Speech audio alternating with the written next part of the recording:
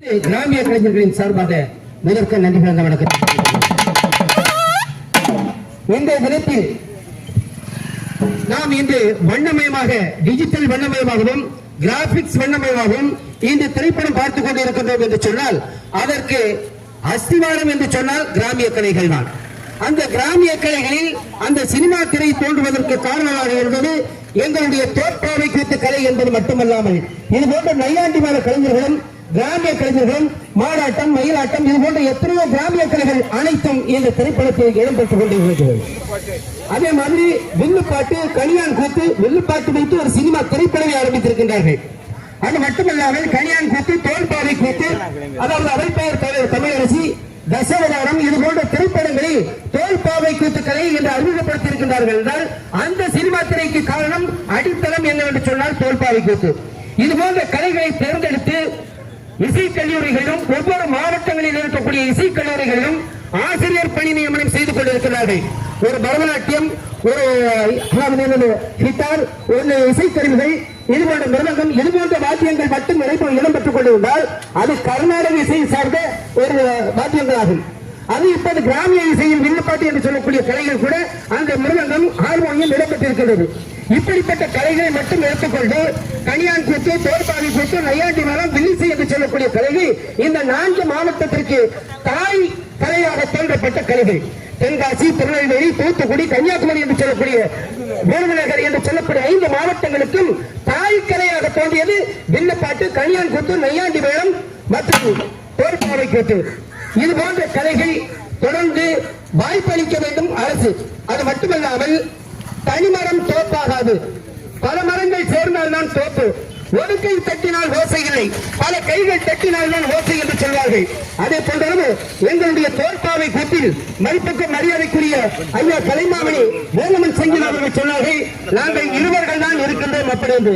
இல்லை, எங்களை போன்று நிகழ்ச்சி கலைஞர்கள் கிட்டத்தட்ட கன்னியாகுமரி திருநெல்வேலி எடுத்துக்கொண்டால் 5 கலைக்குழுக்கள் இருக்கின்றார்கள். இந்த நமது தமிழக அரசு எங்களுக்கு நாங்கள் வைக்கக்கூடிய ஒரு கோரிக்கை என்னவென்று சொன்னால் மற்ற கலைகள் கிராமிய கலைகள் மற்ற அனைத்து கிராமிய கலைகளும் பொதுவான இடங்களில் கோவில் திருவிழாக்கள் சுபமுகூர்த்த தினங்கள் பூப்புனித நீராட்டு விழா இது போன்ற வைபவங்களில் இந்த கலைஞர்களை அழைக்கிறார்கள். ஆனால் அழைக்காமல் இதுவரைக்கும் பொது நிகழ்ச்சியில் எங்களுக்கு எந்த அழைப்பும் இல்லாத ஒரே ஒரு கலை நிகழ்ச்சி தோற்பாவை கூத்து நிகழ்ச்சி தான். ஆகவே இந்த கலை நிகழ்ச்சி இன்று ஆச்சரியமாகவும் அதிசயமாகவும் பார்க்கக்கூடிய இடங்கள் எது என்று சொன்னால் அதுதான் பள்ளிக்கூடம் கலை கல்லூரிகள். இந்த கல்லூரிகளிலே இந்த பள்ளிக்கூடங்களிலே எங்களை போன்ற 5 கலைஞர்கள் தோற்பாவை கூத்து கலைஞர்கள் இந்த இடத்தில் வைப்பதாக இருக்குமானால் இது மட்டுமல்ல ஒரு நிமிஷம் அது மட்டுமல்லாமல் அந்த கலை வளர்ப்பதற்கு ஒவ்வொரு கலைகளுக்கும் அடுத்த வாரிசு இருக்கின்றார்கள். ஆனால் இது போன்ற கலைஞர்களுக்கு அடுத்த வாரிசு வருவதற்கு வாய்ப்பில்லை.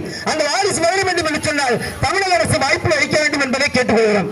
அது மட்டுமல்லாமல் கலை கல்லூரி பள்ளிகளில் இந்த நிகழ்ச்சிகள் நிகழ்த்துவதாக இருக்குமானால் தைமரம் தோப்பாக இருந்தது என்று சொல்வதற்கு இணங்க தமிழகம் முழுவதும் எந்த ஒரு கலைத்துறையாக இருந்தாலும் சரி எந்த ஒரு கலை பண்பாட்டு துறையாக இருந்தாலும் சரி ஒரே ஒரு கலைஞர்களுக்கு மட்டும் வாய்ப்பளிப்பதை விட்டுவிட்டு 5 கலைக்குழுக்களுக்கு வாய்ப்பு கொடுப்பதாக இருக்கிறார். அந்த 5 கலைக்குழுவும் 50 கலைக்குழுவாக மாற்றுவதற்கு இந்த தோற்பாவைக்கு தயாராக இருக்கிறது. அது மட்டுமல்ல, அண்ணன் சொன்ன மாதிரி உண்மையிலேயே அடையாள அட்டை பெறுவதற்கு என்ன தகுதி வேண்டும்? தயவு செய்து விஓ அவர்களிடத்தில் சென்று அனுமதி பெற வேண்டும், அவர்களிடத்தில் பெர்மிஷன் வாங்க வேண்டும் என்று சொன்னார்கள். அது முற்றிலும் ஒரு 50% தவறான விஷயம். அவர்களுக்கு கலையை பற்றி தெரியாது.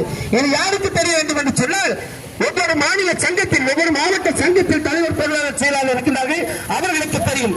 அப்படி இல்லை என்றால் கலைமாமணி என்று சொல்லக்கூடிய உயர்ந்த விருது கொடுத்தார்களே தமிழக அரசு அவர்களிடத்தில் சென்று ஒரு லெட்டர் படி எழுதி கொண்டு வர வேண்டும். அப்படி கொண்டு வந்து கலைஞர்கள் அடையாளத்தை பெறலாம். ஆனால் இன்று கலைகளே தெரியாத அளவிற்கு ஒவ்வொருவருக்கும் கலை அடையாள அட்டையும் வழங்கி மாவட்ட விருதும் ஒரு கலைஞர் தகுதி இல்லாதவர்களுக்கும் வழங்கிக் கொண்டிருக்கிறார்கள். இதை தடுத்து ஒவ்வொரு தகுதியான கலைஞர்களை நேர்முக தேர்வு செய்து மூத்த கலைஞர்களுடைய அனுமதியோடு அவர்களுக்கு வழங்க வேண்டும் என்று சொல்லி மாண்புமிகு தெரிவிக்கின்றனர். அவர்களுக்கும் வந்திருக்கும் கலைஞர்கள்